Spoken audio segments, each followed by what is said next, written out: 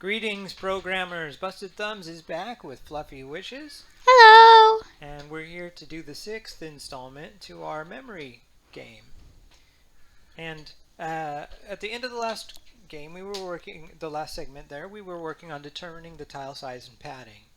So we'll recap that really quickly. What we're trying to do is figure out what size our little cards, or we can call them cards or tiles, are going to be. We're going to try and figure out what the optimal best size for Y and X was going to be. So Fluffy Wishes is going to recap really quick for us what's going on here in these orange set blocks.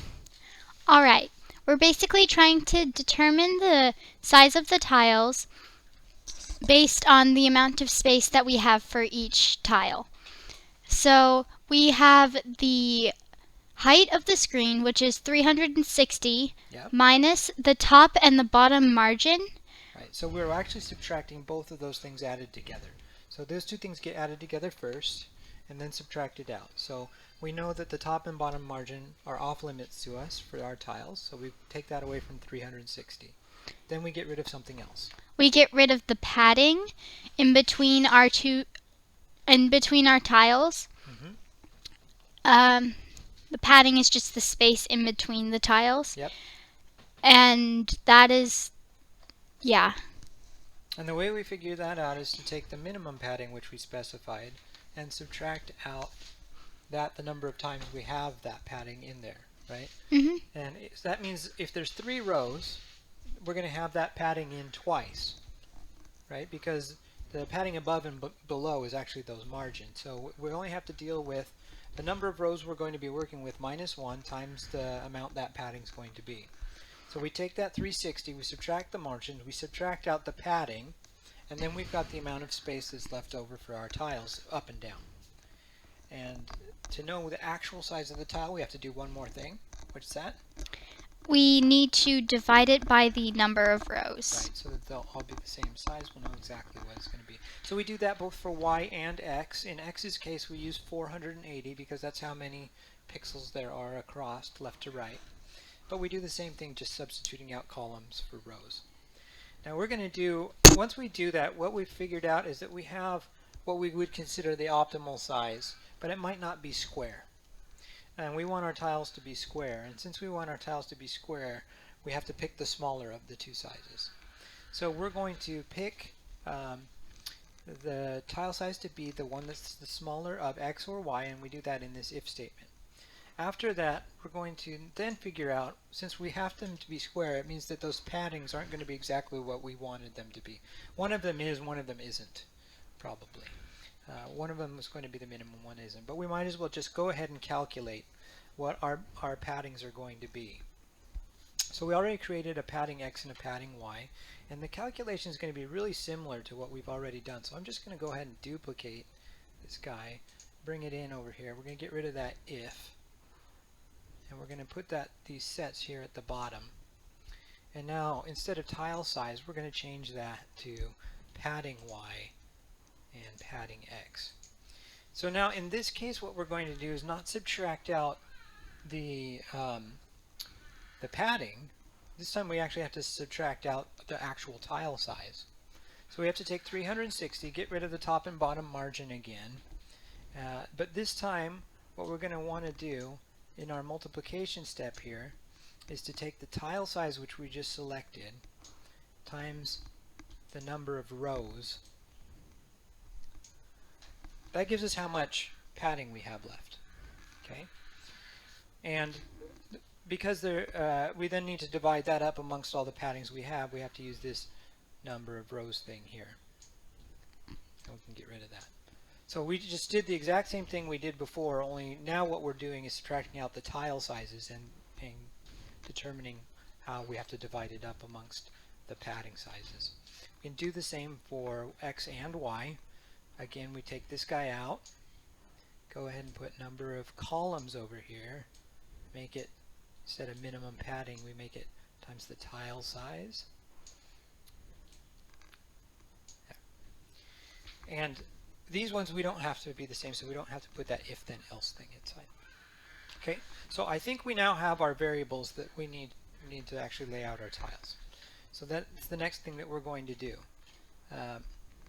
We initialize the new data, which is to find out the sizes, initial fill of the board tiles, that did our list, and then shuffle those board tiles around. Then we need to lay out the game board. Now the game board is actually our cards, and it's going to happen after all this data initialization has happened. So we're going to know those sizes by the time we come in and do this. So we need to do that inside of our card sprite. Look, we don't have a lot going on in here, do we? So when we want to lay out the game board, what we're going to do is we're going to work with the very first card. And that very first card is going to be in the upper left-hand corner of our screen. And so that means we need to set a few things. We need to make sure he's hidden. He is, right? He's hidden up there. But you know what I'm going to do? I'm just going to double check in case we ever call this for any other reason. I'm going to put hide in there. Now, one of the things you can do inside of, I believe it's in here, there's a set size. Is it in looks? Might be in looks. Set size, there it is. So set size is in here, and we already set ours to, our sizes of our tiles to 100. And so when we do percentages, we're actually just going to set the actual size because 100, 100, right? 90% of 100 is 90. So we can now use the tile size itself. So we're going to set our very first tile to be the tile size, okay? And it's pretty easy to set the location for this particular tile. Inside of the motion there is a go to X and Y, and we know exactly what the first one's going to be. It's the top margin and the side margin. So what it really is it's the top, which is 180, right? Up at the top of the Y is 180 minus our top margin. And we're going to be doing the same thing for X. It's all the way to the left is actually negative 2. Oh, we have to add in X's case. Right, over here is minus 240.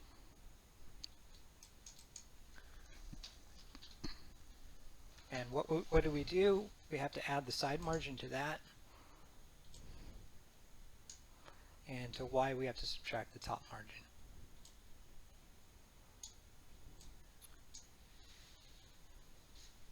When all of that, once we have to do more because this is just the first tile.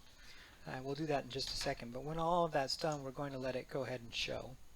Let's make sure we also set the costume to the right thing. So switch costume, and to our, you got to see the back of the card, right, in the very beginning. Let's just see if this works. We'll have calculated a bunch of numbers and put one tile up and show it. So let's go ahead. We've done quite a lot here already. I'm going to go ahead and play this guy, make him a little bigger, go small. Oh, look at that. Amazing. We've got one tile showing up. And it looks about roughly the right size to fit 3 down and to fit 4 across.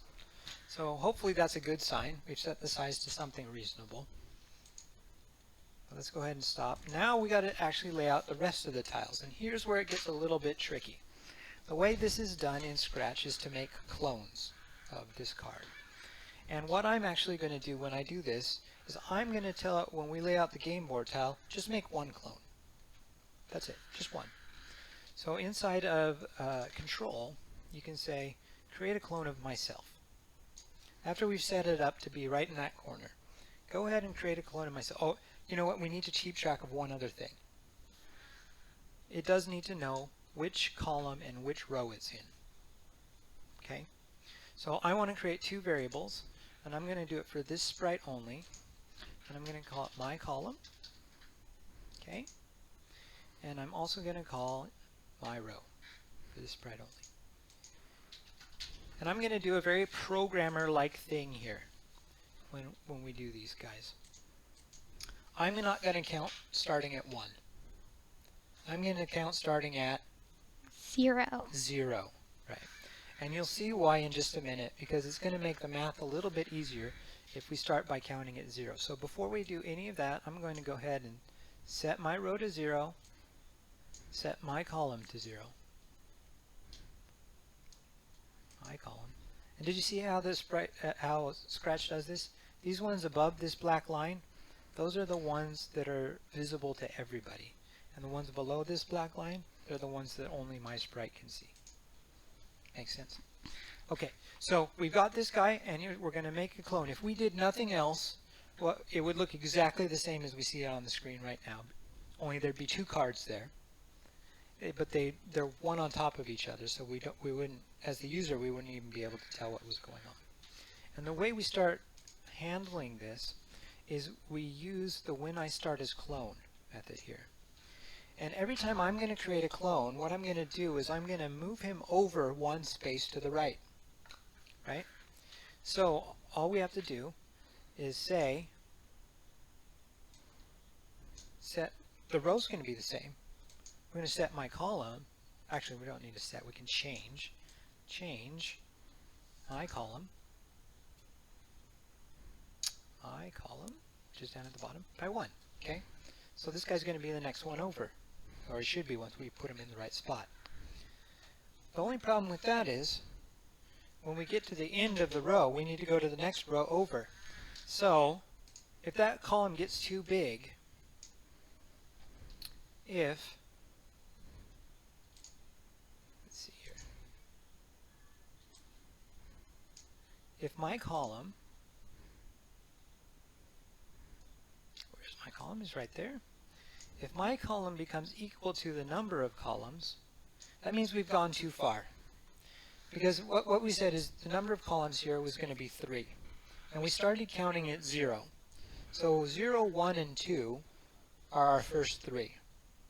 When we get to 3, or when our column becomes 3, that means he's equal to the number of columns. And that's actually our 4th thing. And we need to, at that point, we need to reset it. And what that means is that we need to set my column, in this case, to 0. So it's back to the start again. And we need to increase my row, change my row by 1. Now, if we kept doing this over and over again, clone based on this guy, then we'd be in pretty good shape. So what we want to do is make sure we clone, but we stop cloning once we get to the last one.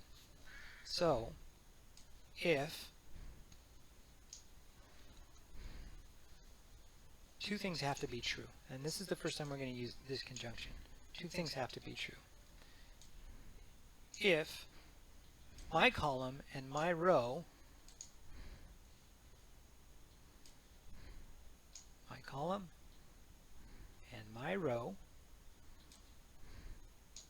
are less than the number of columns and the number of rows, then we're going to go ahead and create a clone of ourselves again. And in programming world, we call this recursion. We're going to do the same thing over and over again. We call it recursing. So when this guy, the guy that starts as a clone, creates a clone, he's going to end up calling back into himself again. And that's called recursion. And that will happen forever if you don't do something called a terminating condition.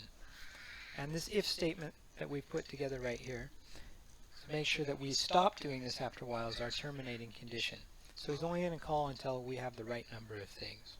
Okay. So now we've got the right number of cards on the screen.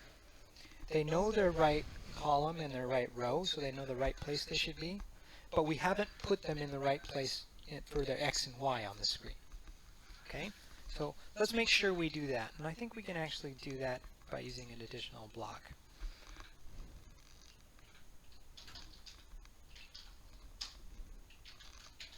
We'll call it place tile on screen.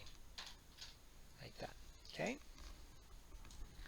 And we can actually do that placement before we do the clone. And the place that the tile needs to be, all we have to do is set the X and the Y. So we need to set the Y, we need to set the X. Okay? And what is the X going to be? So the X needs to start with all the way to the left. All the way to the left is minus 200 and All the way to the left on the screen? 220. That's 240. Oh, 40. Minus 240. So we're going to start with minus 240. And then we're going to add, because we're going to the right, we've got to add the side margin in. So first thing we have to do is add that side margin. Then we have to add, it has to go two things over beyond that. It has to go over the size of the tile plus the size of the padding, right? So the size of the, and then we have to multiply that by the number of places over we need to be. Okay, so we're going to have to multiply something of something that's added together. And the thing that's going to be added together is the size of the tile, which is tile size, plus the spacing in X, the padding in X. So the tile size plus the padding in X, and we multiply that by my column. Now remember we started at 0, right? So since the first thing is at 0, my column times tile size plus padding X is always going to be 0. It doesn't matter what those are. So what we're going to get for our very first one is minus 240 plus the side margin plus 0. So it's just going to go over by the side margin. When we get to our second item, that number, my column, is going to be 1. So it's going to be minus 240 plus the side margin plus the tile size plus the padding of X. Right? Which it should be. We should go by the margin, by the size of the tile, and the padding. Okay? And then on the third one, it's going to do that times 2. So this should work out perfectly for us. So we need to then do the same thing for Y. Actually don't need, we just need this guy. Only Y doesn't start, oh there's two things that goes on here. Y goes down, it subtracts. So let's just do it from scratch. So we're going to start with subtracting. And what's the top of the screen? The top of the screen is 180.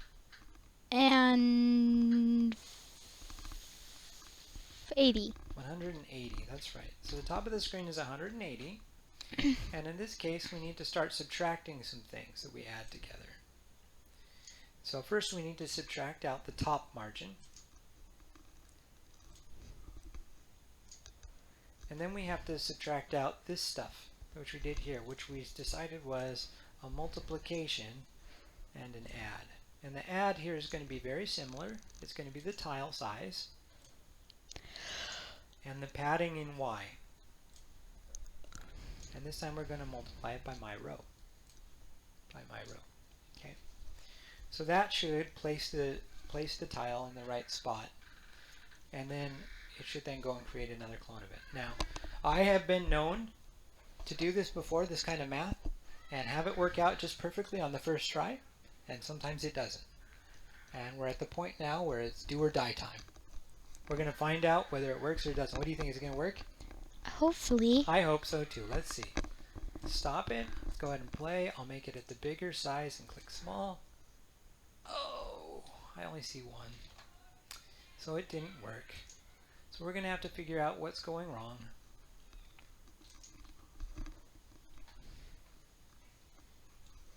And we'll have to debug it and see, let's see, a number of things could have gone wrong on my column. This condition might not have been right. The X and the Y might not have been right. Unfortunately, we're at the end of our time. So I think we've set up everything to be able to work from once we figure out what our little problem is. You know what, these little problems, they happen every time I write programs. And it's just a matter of trying to trace down what little thing went wrong. And we'll do that in the next installment when we get back together again. And we'll make sure that this thing works out right. We did at least get one tile in. It could be, we could have a number of things going on. It could be we're setting some of these padding variables wrong. It could be we're setting some of these tile sizes wrong. But they look all right. So we'll just have to track it down in the next time. Anyway, it's okay. It's this one of the things with doing these tutorials is I hope that everybody sees that it's okay to make little mistakes sometimes, because that's just the way any sort of programming goes. And it's part of the fun of it is the puzzle of tracking down where the little thing went wrong and then fixing it and coming back and making it work again. All right, so that's all the time we have now. We'll get back to this and make sure it works with not just that one tile on the screen, but everything on the screen. We'll see you later and see you next time. Bye-bye. Bye!